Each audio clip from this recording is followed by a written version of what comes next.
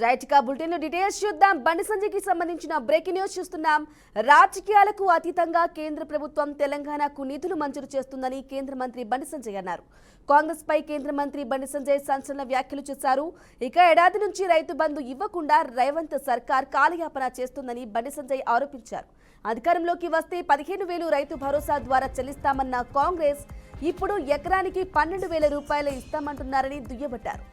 రైతులకు చెందిన ఒక్కో ఎకరానికి కాంగ్రెస్ ప్రభుత్వం 18,000 రూపాయల బాకీ ఉందని కేంద్ర మంత్రి బండి సంజయ్ తెలిపారు.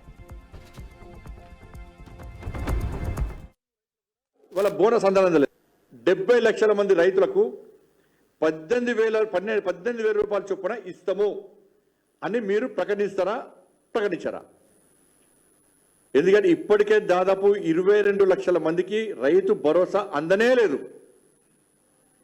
500 రూపాయల బోనస్ 20% కూడా ఎవరికి ఇవ్వనే లేదు. బోనస్ కూడా అన్ని పంటలకు అన్ని రకాల వంటకి ఇస్తున్నారు. మన సన్నబొడ్లు అన్నారు. అది కూడా మోసం చేశారు. అది కూడా 20% రైతులకు కూడా వాళ్ళ బోనస్ అందలేదు. ఇది పెద్ద మోసం. ఇది వాళ్ళ నిరుద్యోగులకు 4,000 రూపాయలు నిరుద్యోగ వృత్తి ఇస్తున్నారు. ఈ ఒక్కొక్క నిరుద్యోగికి 48,000 రూపాయలు బకాయి పడ్డారు. ఇప్పుడు సంవత్సరం ఒక్కొక్క నిరుద్యోగికి 4,000 చొప్పున 40 లక్షల నిరుద్యోగులకు 48,000 రూపాయలు బకాయి పడ్డారు. ఒక్కొక్క నిరుద్యోగం కూడా 48,000 రూపాయలు పడాలి. ఇవాళ సంవత్సరం మొత్తం లెక్క చూస్తే 1 కోటి మంది మహిళలకు 2,500 రూపాయలు చొప్పున 30,000 కోట్ల రూపాయలు చెల్లించాలి.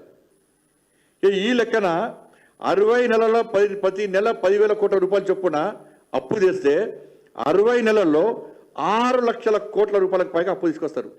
పాత ప్రభుత్వం చేసింది ఏమన్నది గది 6 లక్షల కోట్ల అప్పు చేసింది. మీరు చేసింది మళ్ళీ 6 లక్షలు.